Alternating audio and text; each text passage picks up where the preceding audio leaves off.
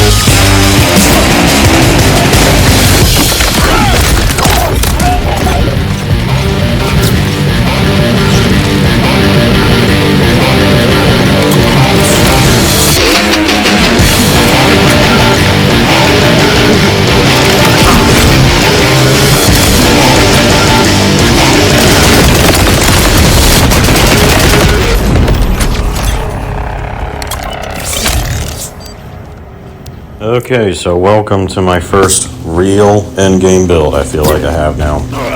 I feel like I'm at the point where it's like now I'm just in the perfecting phase. I gotta get better versions of what I use, basically. But the build, I think, is like the synergy, I think, on the build is done for the most part. I still need to get specialization up because I want to get Groundbreaker unlocked. You'll see in my specialization tree. I'm actually debating either getting rid of the melee damage based off gun damage or getting rid of my tank one, the damage reduction one, simply because damage reduction in this game does not help you nearly as much as other games.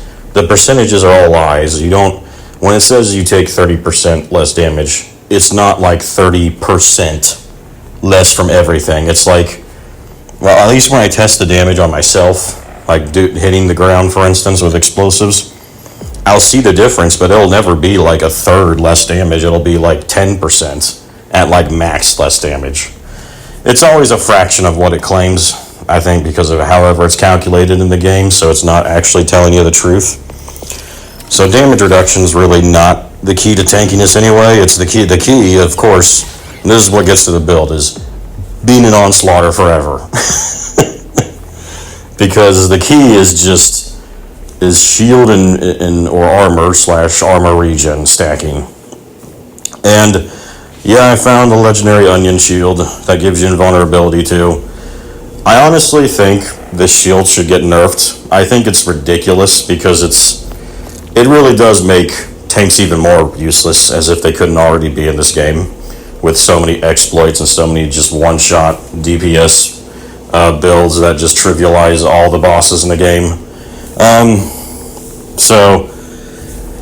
the fact is, almost all of them will use this same shield that I'm doing because it's just too good. It's too ridiculous. It's like you get 2 seconds of invulnerability every time a segment breaks, and you get 4 segments, and they all recharge within 10 seconds.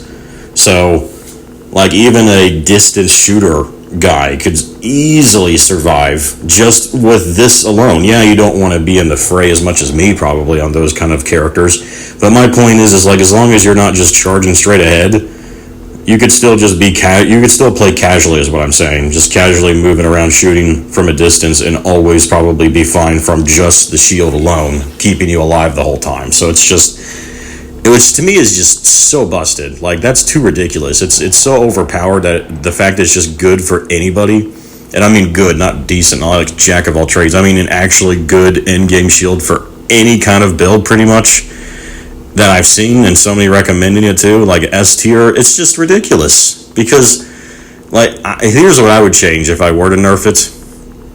I wouldn't really nerf it. I'm afraid when I say nerf, because, you know, they always go 1.5 miles more than what you would want to give them when you ask for a nerf.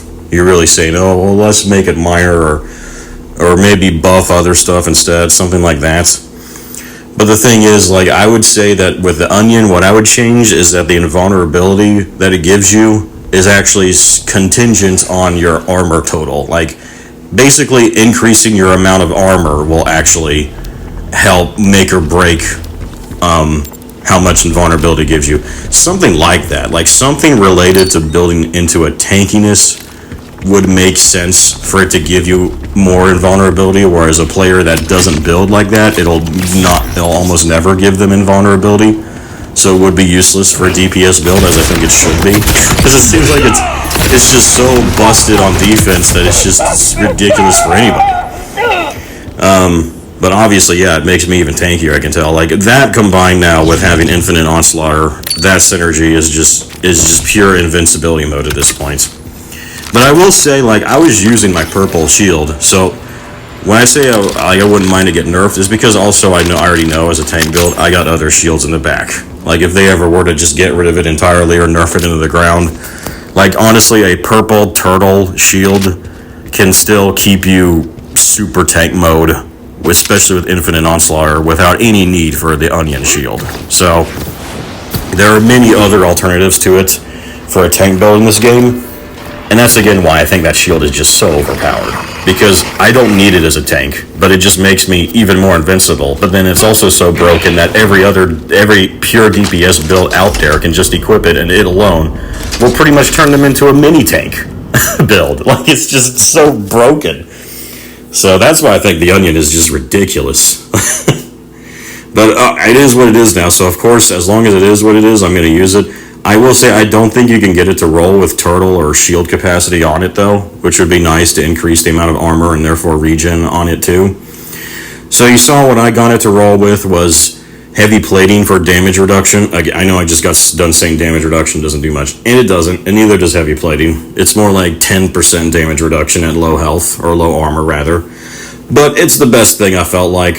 Like, I still have the movement speed, which is great, and then I get damage reduction, a little bit of it.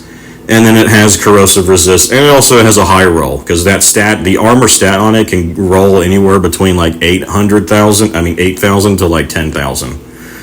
I think the highest I've seen is like 9.9 thousand. I haven't even seen a 10,000 one.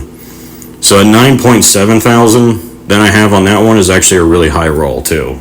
So I got that with corrosive, with heavy plating, and movement speed. So there's really almost nothing better as far as a pure tank is concerned when it comes to using the onion. So that really is like the best version of the onion I felt like I could get for this build. But yeah, I still need to get a slightly better class mod. I still need to get a better rep kit, although the rep kit I have is pretty useful too. But basically how the synergy works, by the way, is I finally got I was using caffeine to stack action skill cooldown rate instead, which was great for me before, especially because this build I'm doing now, it really requires specific rolls to finally get the synergy down. Otherwise, you're just kind of screwed, and you shouldn't bother. You should just go pure red tree, which is what I was doing, obviously. And it was nice then, and I just simply used the action skill cooldown rate to get my onslaughter back to like a few second cooldown every time. I still honestly miss that sometimes, because there's rare moments where I'm just forced to go on cooldown and then I have to endure the full 50 seconds, which is annoying. It's why I think the rep kit I want to get is one that actually has acceleration audits, actually has the 100% action cooldown, just to mitigate that little minor annoyance. But of course, for the most part, it's not a big deal because I can maintain it literally forever, and I mean literally forever. So now that I got a class mod that gives me action skill duration and gives me 5 skill point buffs, the highest you can get into the rep skill. Cool, like, so the blue tree, there's a skill note I showed in the video that gives you action skill duration percentage based off your rep kit. And I got a class mod that increases my action skill duration. And remember, all this is percentage based too, so the more action skill duration I have, the more a rep kit will recover it. And then I doubled the percentage that the rep kit gives. And because of that, now any rep kit that has like around a 20-second delay basically before you can use it again is enough to just maintain it forever. So that's what I'm saying. It's like, okay, that when I realized I could do that, when I got that class mod, I realized I already had this build in mind. I just realized I couldn't make it, and I didn't know if I ever could, because I realized I can't stack enough duration percentage to actually maintain it forever. So if I can't maintain it forever reliably in every circumstance, then I would rather just get the action skill cooldown one. But now I can. Now I can maintain it easily forever, no matter what, kills or not. It's also why you saw I finally found a reason to get rid of Pyro class. So now I'm using Fellfrost. I also got rid of Berserk, and the reason for that is because I wanted to, honestly, because Berserk doesn't do enough damage over time for me. It does a lot of damage, stacks up pretty quickly. The problem is, like, because of how fights go in this game, sometimes you'll fight one wave of enemies, and then you'll fight a second wave, and by the time you fight the second wave, you've lost your Berserk buff. And then you have to wait this ridiculously long cooldown still. I know they improved it, but it's still not nearly enough. You have to wait this super long cooldown to use your Forge skill again to activate Berserk again. So you might fight the second wave without it regardless of your build, regardless of it, even in solo. And then in co-op, it's even harder, especially on a tank build when I'm probably doing the least damage of the team. So I've already played in co-op, and yeah, I'll get kills. I still do fine. It's just a lot of my teammates obviously are stealing or just taking a lot of kills before I can do it. Or I might be concentrated on someone and then they get the kill. So any kill skill related thing won't activate either. And I hate that inconsistency. I hate inconsistency in a build. Anyone who's seen my builds, Outriders, all of them, I hate inconsistency.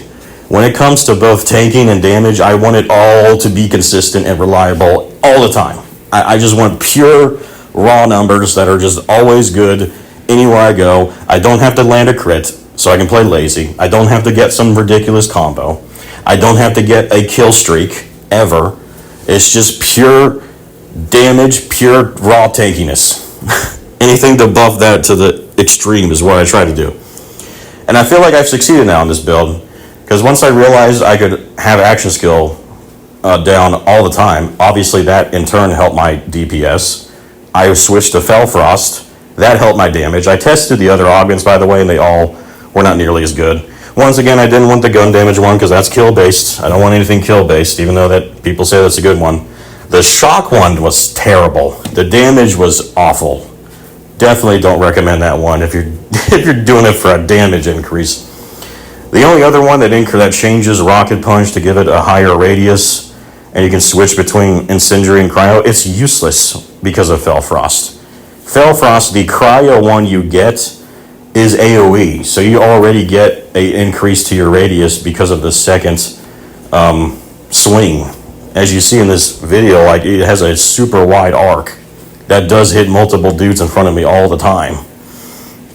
So I already have the radius buff, and I have the it's better. I just get to activate both instead, which helps balance out the damage. So it's like my melee action skill now is always doing a decent damage to any type of enemy because of the combination of hitting them with flame and then hitting them with frost.